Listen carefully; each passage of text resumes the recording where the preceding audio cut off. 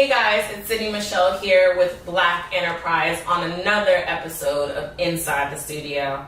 Today I have the pleasure of sitting down with Grammy-Winning songwriter and now recording artist Jozzy. How are you? Nice to meet you. It's nice to meet you as Welcome well. to the crib. It's very beautiful. You're going to get a little behind the scenes action of the crib to come.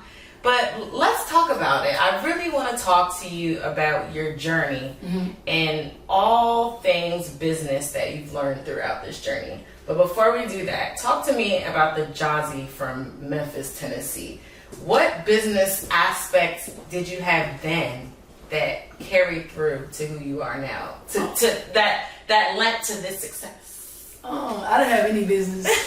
I mean, being in Memphis is like it's really not. Well, I didn't see it. I didn't like my, you know what I'm saying. My mom was a teacher. Like, you know, it wasn't really like a business savvy. I think one of my uncles owned a business, like truck. And I don't even I think he did. Okay. You know what I'm saying. But I really, business savvy. I wasn't business savvy at all. Okay.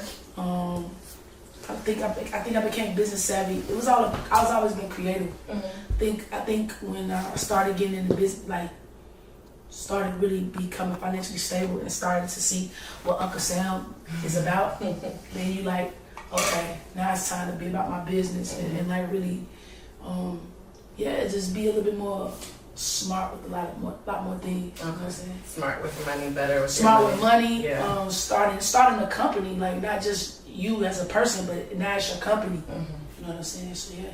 Definitely.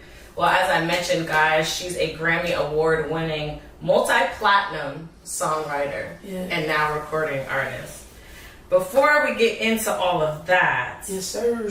Tell me about your early mentors early on, because we know, throughout your business, you were able to be mentored by Timbaland, by Missy Elliott, and now you're working closely with Diddy, who is one of the top businessmen out there. Top. But just early on, who were some of your inspirations in terms of business? And this could be music execs, this could be anyone in the business, sports people, anyone in the business. But who are your early inspirations that you saw, on TV, on social media, that were really doing it, really bringing in, business, money, all that? What were your favorites? I would have to say Oprah. Okay, Oprah. LeBron James is so cold. Like, LeBron has been like, the way he's been able to like bring all his homies in, and all of them have like made names for themselves from Maverick to Rich Paul. I think that's amazing. I want to do that with my team. Jay-Z is incredible. Jay-Z is incredible, and Missy Elliott is somebody that really, like, in the beginning, she showed me how to, like, she showed me like how you have to. It's hard work. Like, I got a funny story about Missy. Like, I wanted to go out. I was in the house all the time. Like, I was like, text her, like, the producer that I was with, he was like, text her, see if we can go out. I'm like, yo, Missy, can I go out for a minute? Just want to step out with my friends. She called me upstairs and like on a big screen TV, she showed her network. Her network was like crazy. Like, I think it was like 300 M's. It was a crazy number. And she was like, they missing some numbers. And just like, she was just telling me, you gotta put your head down and work. You know what I'm saying? Like, she just had like a lot of endorsements, you know what I'm saying? So yeah, I think that was kind of like the first time I had ever like, somebody had ever kind of just like set me down and was like, yo, you know what I'm saying? Get to it. You know what I'm saying? Nobody's ever set me down and told me to do that. Like, that was like the most humble moment that I got really humble. Like, why am I trying to go out? I go get it. Gotta get to the work. And I get to the work, so you can build your catalog, your portfolio. Absolutely. Well, speaking about Missy Elliott and Timbaland, we know that early on you were mentored by them. And I mean, talking about two of the biggest people in music. Tell me a little bit about that, because what I love about those two is that they, started in music, but they branched to so many different things, whether that's being a tech entrepreneur, creating a line, creating different products, being a brand partner with different brands. Tell me a little bit about what that was like and what did you learn from them early on? I think I learned more from. I didn't really learn. Like it's crazy. No disrespect to Timbaland, but I really those years I was around Timbaland, I be trying to figure out what did I learn. Okay. Like as far as on the business side, I learned how to like. What I learned from Tim was I learned how to get it, even if people don't believe. Like sometimes you're in people's backyard and they don't really see it in you yet. So that was kind of the situation with me and Tim. Like, I had to learn how to hustle without the person that's supposed to be co-signing me. Okay. You know what I'm saying? So you had to do it on your own. Yeah. Okay. So I learned, if anything, I learned how to be like, okay, just because I'm not entitled to this man's name, just because I'm with him, I learned how to still go outside in Miami and everybody know me because I'm in all the clubs. I'm like 19, not supposed to even be in the clubs. Like, like literally they just let me in the club. Like, I learned how to like navigate like that. Okay. Like literally, like I'm telling you, like maybe I learned the business more so being around, like Jay Brown. Okay. Like Jay Brown, I feel like he more so has helped me understand the business. Okay. He's the one who's kind of like helped me to like be like even with a financial advisor, and just be responsible with money, and also not be responsible, just being responsible with money. Understanding that you are a brand, and like it's all about like if you can make the next person money. You know what I'm saying? That's a business. So like I feel like I learned more with Jay Brown. Okay. Just from him, giving me free game here and there. Love that. Well, shout out to Jay Brown. We love him as well. One of our favorite businessmen in music. Yeah. But tell me a little bit about your process. You started as a songwriter, Lemonade, Virgo's Groove, so many of our favorite songs. And you're now transitioning into being a recording artist yourself. I can imagine through that journey, you've learned a lot. Man, I'm still learning. Tell me about that journey. The journey's fun. Okay. I think when you keep your head down and you do something that you love, like the good and the bad is off. Like, so listen, it's fun. Like this has been a blur, like 10 years of a blur. Like, you know what I'm saying? But I wouldn't trade it for the world. Like I've been dabbling with the artistry. Like I've said before, songwriters, when you do it right and when you have your business and you business right, you can make good money.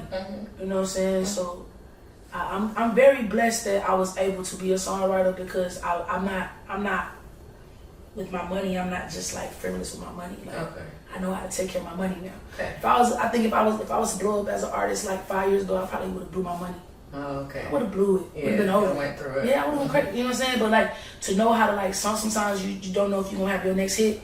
So you gotta be smart with your money. You can't just like go crazy with your money. And I'm so happy that I built the foundation and I actually bought a house. You know what I'm saying? And like as a songwriter. Yeah. So now with the artistry, it's about like next step is this is like passion. This is like all about like really shifting the sound of R&B. Like I'm really like passionate about. I want to have a summer banger every summer.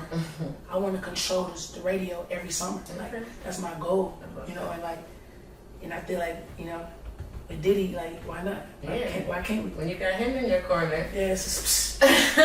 Well, we're gonna get to that, but I actually wanted to touch on something you said. Yeah. Can you tell us, for our viewers and our readers that come from places like Memphis, Tennessee, some things that you've learned along the way that could help them in terms of financial literacy and managing your finances and things like that. And you mentioned, you were able to kind of get, a good hold on that being a songwriter and, having those checks coming in and it being more fluid than not. But for someone from Memphis, Tennessee, or someone from Bed-Stuy, Brooklyn, tell me a little bit about what you could tell them to help them do that. Because I feel like a lot of times within our day and age, we see people blow through their money, and by the time they're 50 plus, they didn't have anything left. Yeah. But I feel like coming from you, someone who's had such a crazy but good journey, they can learn, how to do things. If you had to pick two things that you've learned in terms of managing money, what would that be? What to tell someone to help them? I would say save. Like save. Talk to people who are literate when it comes to like what to put your money in. Like what like investing, and not even that, just like hedge fund, like things that you can do like to like keep your money, like retirement, like I have a retirement fund just to, because like 401k, that I can't touch until I'm a certain age, and I'm really glad that they're doing it. And like when I get to a certain age, it's going to be worth a lot of money. Absolutely. And it's just like, and I was like, damn, we putting a lot of money up in that, but like, I mean, I think that's really, I'm glad that they're doing it, because like you said, when you get older, like some people really be out here pinching, and it's man, like you see, I think we're going through a little recession right now, so I feel like you gotta just do that. Is talk to somebody who can help you like figure out like where to put your money, like retirement, all that stuff. Next, you get a nice size check, man. I would say invest in property. I feel like that's like buy something that can appreciate with time. That's big. I'm not gonna lie, like my very first check, I did buy a Jeep. You know what I'm saying? That's so fair. I'm not acting like I didn't splurge on money, but I definitely, when Jay Brown looked at me and was like, Jozzy, like when you get this next check, like I don't want you buying no jewelry, I don't want you buying anything. Just careless. Just careless things. Yeah. You know, and I was like, you know, he's like, buy a house. And I think that was the smartest thing he could have told me, and I listened.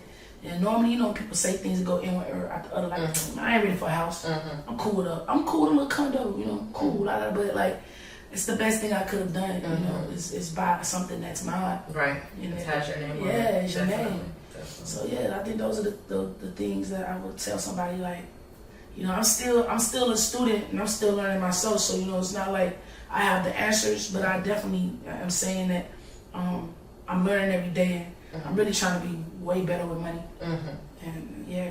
You're doing it. You're doing it. Trying. And I like what you said about putting money into something that can appreciate over time, that you can have your name on, that could be passed down 100%. to your kids and your 100%. generation, your family and all that. I feel like that's so important, because this day and age, that's not stress. You know, we want to have this look of being ballers, you know, being rich, having all the flashy things, but not knowing things like you did, investing in property. It goes way farther. It goes so much farther, and you're so right. Like, we don't even have photo albums to give our kids anymore. Like, we don't even have photo albums. Like, everything's on our phone. Like, it's sad. We don't even have, you know what I'm saying? So, like something like a house, something like, that's big. Like, I don't, like, I was so mad at my parents, on my mom's side. They bulldozed their granddad's house, their dad's house. And I was like, why did y'all do that? Yeah. Like, why did y'all, like, we could have, like, fixed that house. And everybody in the family's like, you know, black family, like, who won't take care of it? Right.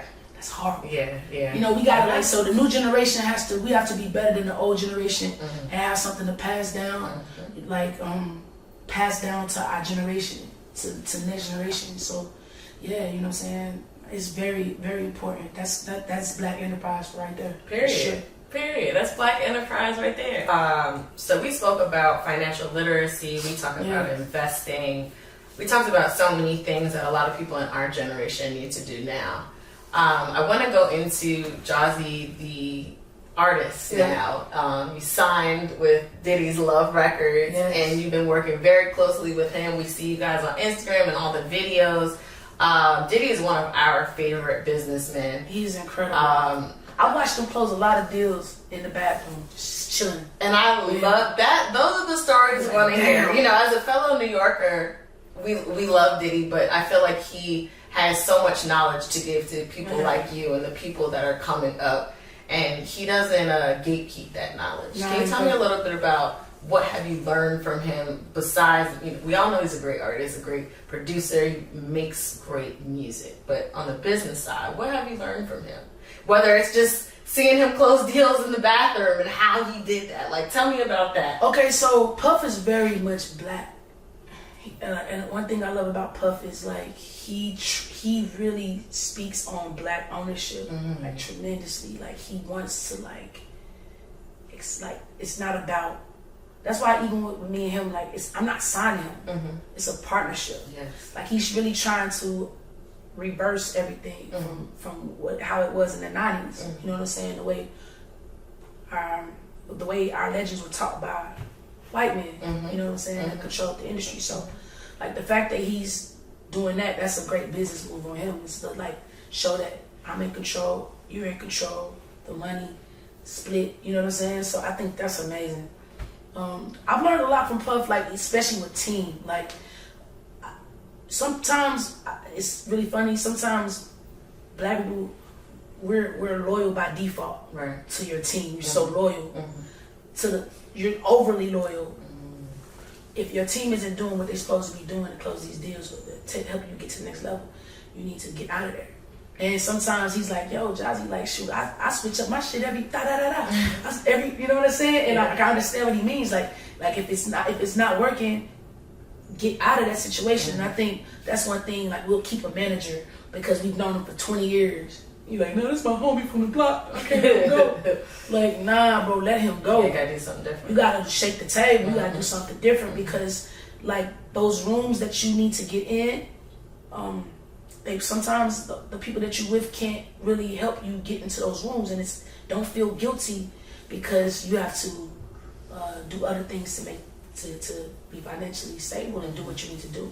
Not on no creep or no messed up, like, you know, but like, but just readjust it. Yeah, reset, man. You gotta reset, and those two things that one thing I learned from Puff that was like, cause I was going through it, and so he was like, nah, Jozzy, you gotta know when to, like, fold it and figure out your team, because your team, the weakest person on your team could cause you everything. So yeah, I think that's one thing I love about Puff. I love that. Yeah.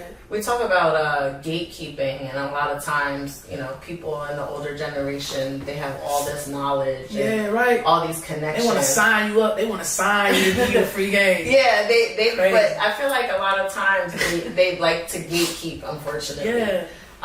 And from what I know of, you know, artists working with Puff, you know, he doesn't do that. You know, he gatekeeps what he needs. He keeps close to the chest what he needs to, but in terms of knowledge, in terms of advice, he's really open with that. Have you experienced that, and what's that been like? if I have, like, it's hard to remember, like, spot on the advice, because it's more of it's not the advice, it's just watching him. Okay. Learning by example. Yo, like, you're in the room, like, literally, bro, Puff wants you around 24/7.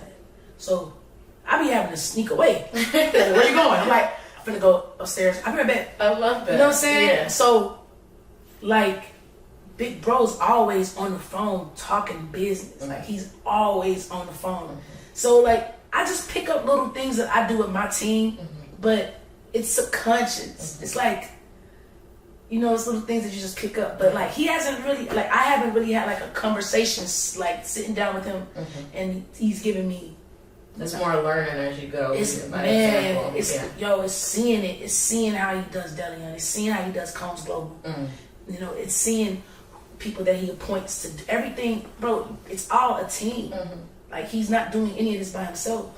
Like, everybody on his team is cold.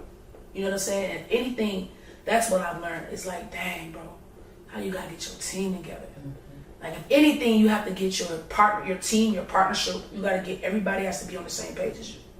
And like, that's how you, to me, that's like what I see with Puff is like big. You know what I'm saying? Yeah. Gotcha. Yeah, you can't succeed without a team. Yeah. What? Nah, it's just, you can't. I love that. Well, tell me a little bit, just, we talked a lot about your inspirations and so on, but we want to see Jozzy as you already are an inspiration, you know, for all those young girls, young men that come from Memphis, that come from, you know, not the best areas. You already are an inspiration. But let's talk about past the recording artist, Jozzy. Yeah. What would you love to get into? What businesses, what avenues, what would you like to start? Let's go a little bit farther than right now. Yeah.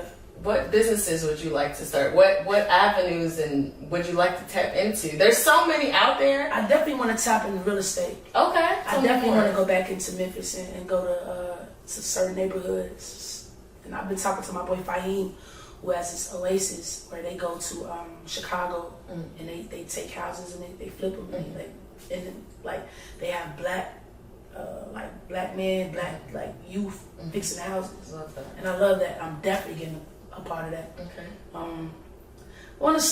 I'm actually starting a business right now with my team sport.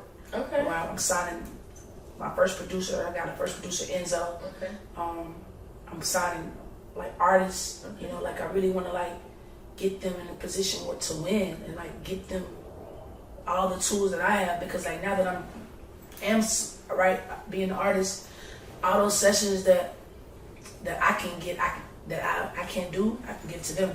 You know what I'm saying? So it's just a gift that keeps giving to put them in a situation. So team sport, I'm starting my team sport productions. That's awesome. I'm so happy. And yeah, like those are the two things that I'm really, really, really passionate about. As far as anything else, I definitely want to start a nonprofit organization for battered women. I love that. That's not a business, but it's an organization that I'm passionate about for women that have been abused, domestic abuse. Like, it's almost like you have to break them out of loving a man so hard, you know, because it's hard to leave that situation. I don't like it's like you gotta show them the other side. Yeah, you gotta show them the other side. So I really want to be a part of that, like with women, to help them like get out of that.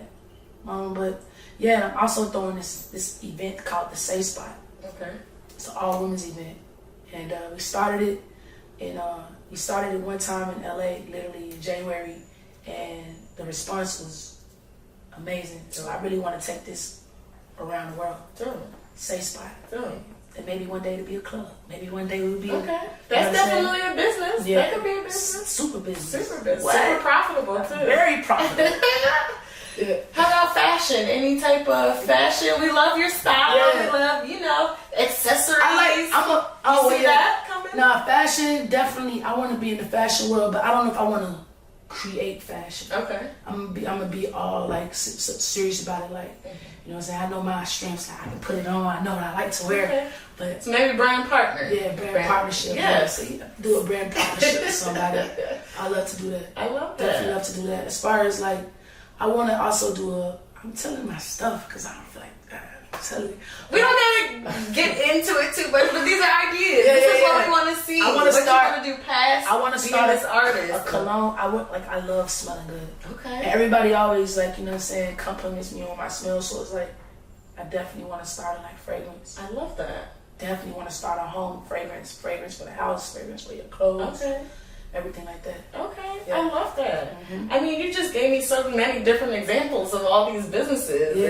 Yeah. It's a lot. And it's everything you definitely can do. I'm gonna do it. You're gonna do it. Oh yeah, no, like it's already and some of the things are already in the works. You know what I'm saying? And I'm just excited about like seeing what's next. Because literally, I thought like it's so funny. Like I've always said, you have to like be laser focused on one thing. So like, and I've been laser focused on music.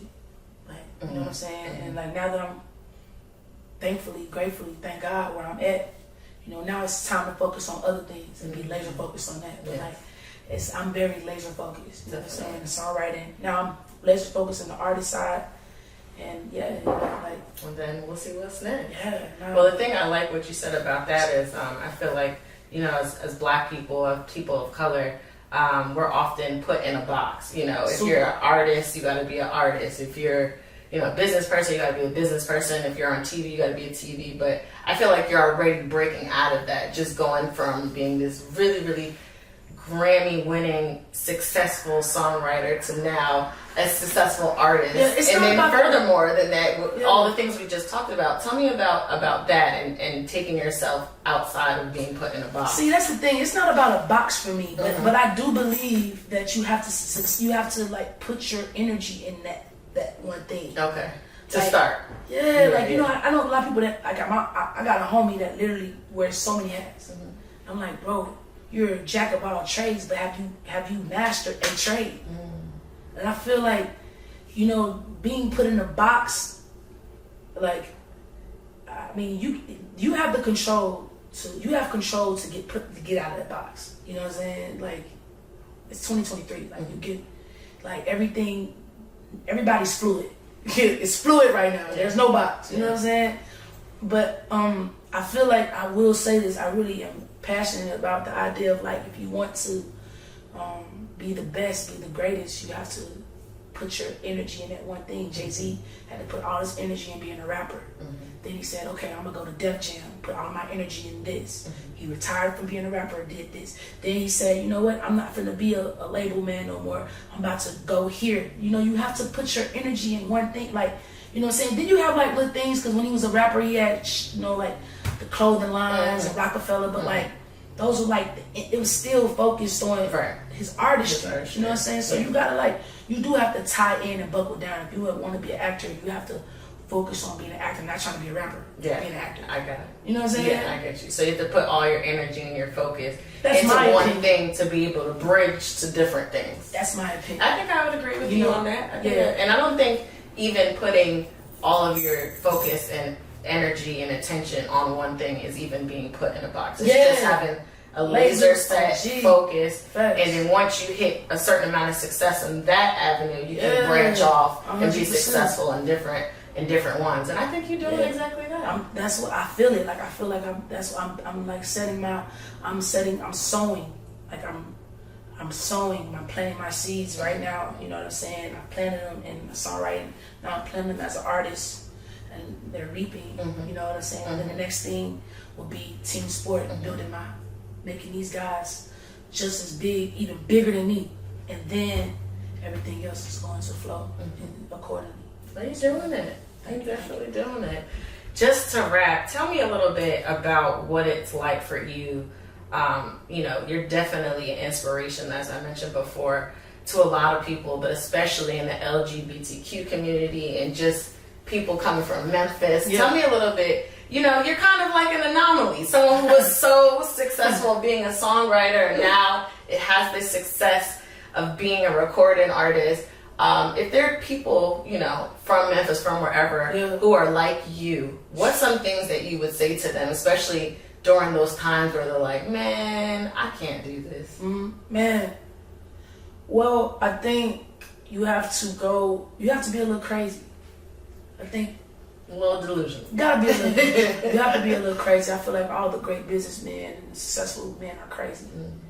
So, meaning you don't see what they see. You see nothing but the finish line, and you see nothing but this as a marathon. So you got to keep going. Especially a woman who is more masculine, who likes women, a man who likes men. You have to like understand who you are. You know what I'm saying? Don't let anybody tell you it's right or wrong. You're not fly, you're not this, you're not that. Because at the end of the day, like, none of that matters. You know what I'm saying? On this journey, it's about your journey. And my journey may be different from your journey, but I know that it's persistence and it's resilience and it's being a little delusional, because you have to get it and not listen to everybody around you telling you that, nah, this ain't gonna work. You know, like I've heard that so many times, that your eyes is gonna work. Like a stud singing songs to women, like it ain't gonna work. You know what I'm saying? There's so many girls doing this, so like I feel like now, like, you know, it's gonna be more accepted now to actually be like being able to compete in this industry, not just being like, oh, you know, nah, this ain't gonna work. People love to say it ain't gonna work. They always gonna tell you that, but it's about bridging past that personally and knowing that it's gonna work. Yeah, it's definitely gonna work. But you have to definitely you have to be non-stop with it. Like, be your biggest fan. Yeah. Go crazy. Be a little crazy, a little delusional. You gotta be crazy. You gotta be crazy. I love that. I'm saying crazy. So we talked a little bit about it, but tell us what's coming up. Tell us what's coming up. Everything that's coming up. Okay, so what's coming up? I'm definitely working on my new project. I'm trying to drop the album. Like, people said the EP was so short, so I'm like, dang, I gave y'all 8. They want more. They want more. So I'm honored. I'm about to start touring. Okay. I'm about to start doing shows. My first show will be in New York. I'm gonna announce the date real soon. I'm excited, and can't wait to just like I said, touch the fans. I want to touch the people. I want to meet the people. I want to really give the people an amazing show, like an amazing show. Like, I want people to see me as that artist. You know what I'm saying? And yeah, just keep dropping music. And Yeah, you're gonna see me, on runways, fashion shows. Yeah, you're gonna see me. You're gonna see me on the We're gonna fashion see you shows. in the boardrooms too, okay? Yo, I love how you put the stripper pole up like that. That's hard. Yo, I'm sorry. And it's just like, yo, what? It's okay. That's hard. It's hard. Hey, I'm sorry. It works. Yeah, my friend broke it. It works. But yeah, Jozzy, we are so excited to see everything you got coming. Yeah. We love Jozzy, the songwriter. You've Thank been you. so successful. I appreciate you. We love Jozzy, the artist. We only know that's going to be successful. And we can't wait to see Jozzy, the businesswoman. Yes. With the fragrances Yes. and their production All of that. and team and production business Yeah. and so on and so forth. We can't wait to see that as Safe well. spot. I'm telling you, it's coming. Safe spot. Every city, niggas be ready. Listen, Safe spot. Yeah. I love the name too. Yeah. So I can't wait to see what's next for you. Thank you. Congrats on everything that you've been doing now and that you'll continue to do. And yeah, you got a bright future ahead of you. Bright future. Black Enterprise. Yes. You are Black Enterprise. We are Black Enterprise. Guys, this has been another amazing episode of Inside the Studio with Black Enterprise. I'm your girl, Sydney Michelle, and stay tuned for the next episode. Jozzy, thank you for this one. Thank you so much. It's going to be great. Let's go. See you guys.